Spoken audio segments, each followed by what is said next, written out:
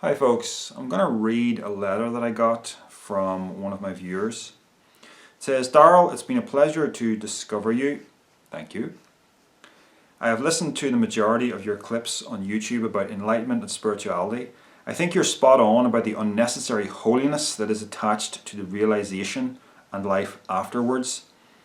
Yeah, I don't like the whole way that non-duality is often presented as a kind of gospel, as a kind of salvation message. No doubt gurus propagating such notions have hurt more than helped humanity as it has gone on for ages. Now, in one of your videos, you were commenting on how the majority of modern day non-duality teachers cater to middle-class Westerners and how predictable it has become. Teacher sits in a chair at the head of a class with a glass of fresh water and flowers next to him or her and answers questions, or some have a couch and address questions in a very therapy-like setting by calling the questioner up and have them sit on the couch. Yeah.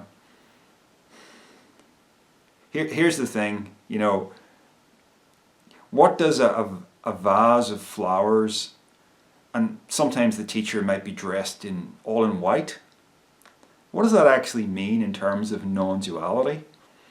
It means absolutely nothing.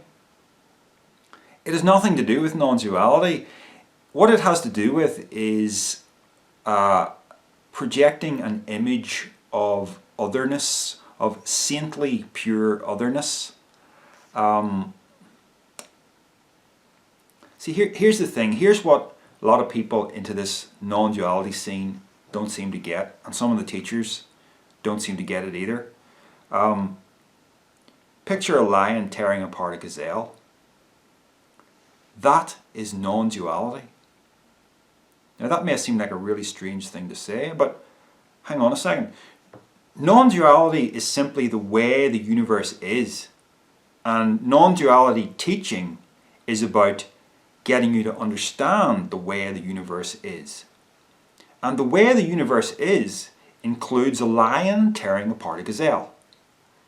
It includes lava pouring down a mountainside, destroying a town and all its inhabitants. It involves a plague of locusts devouring an entire field of crops. It involves viruses attacking people and killing them. It involves asteroids colliding with planets, wiping out the dinosaurs.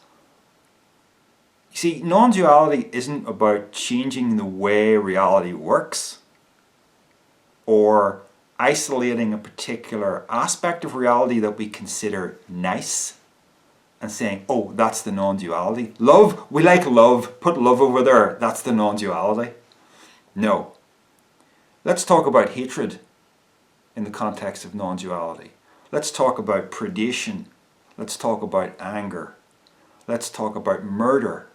Let's talk about everything, because the entire universe is non-dual, right? So non-duality has to include everything, right? So the kind of, you can see that I go for a kind of aesthetic here. I've got the red light shining on me and everything, and I've got my crazy action figures in the background and my books, which some people may have tried to find the titles of. One of them very prominently says The Sussex Devils. I'm going for a more kind of demonic sort of aesthetic here, and it is an aesthetic, but it's not. The thing about what I'm doing here is you're not supposed to take this seriously.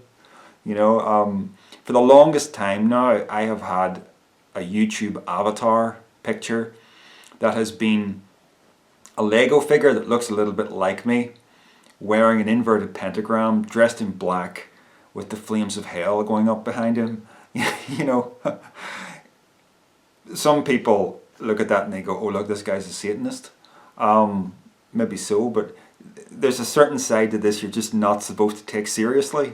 The idea of super serious spirituality or super serious religion, I'm against that, if you haven't already noticed.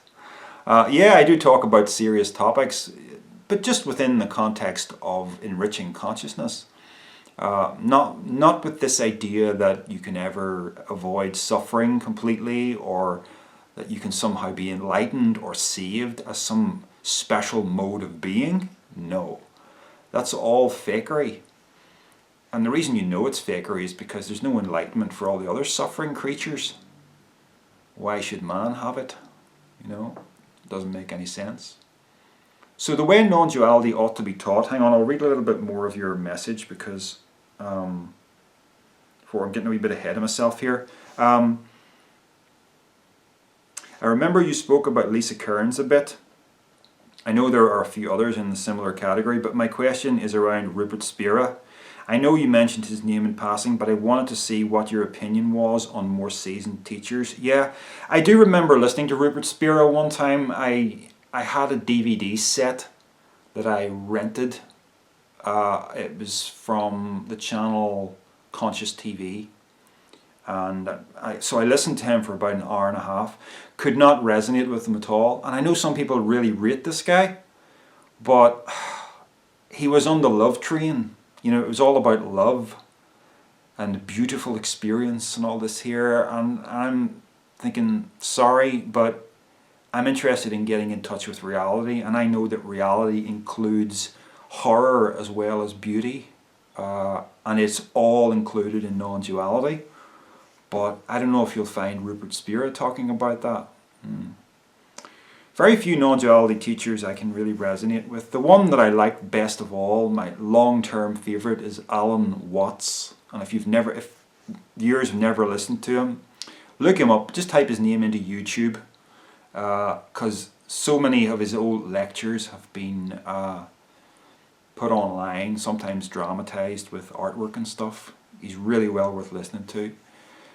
The one modern teacher that I like a lot is Brad Warner, the Zen Buddhist priest. I've read a few of his books. I consider him very insightful, although I don't subscribe to Zen meditation personally. Don't have anything against it, it's not something I do. One teacher that I do also like is Paul Hederman.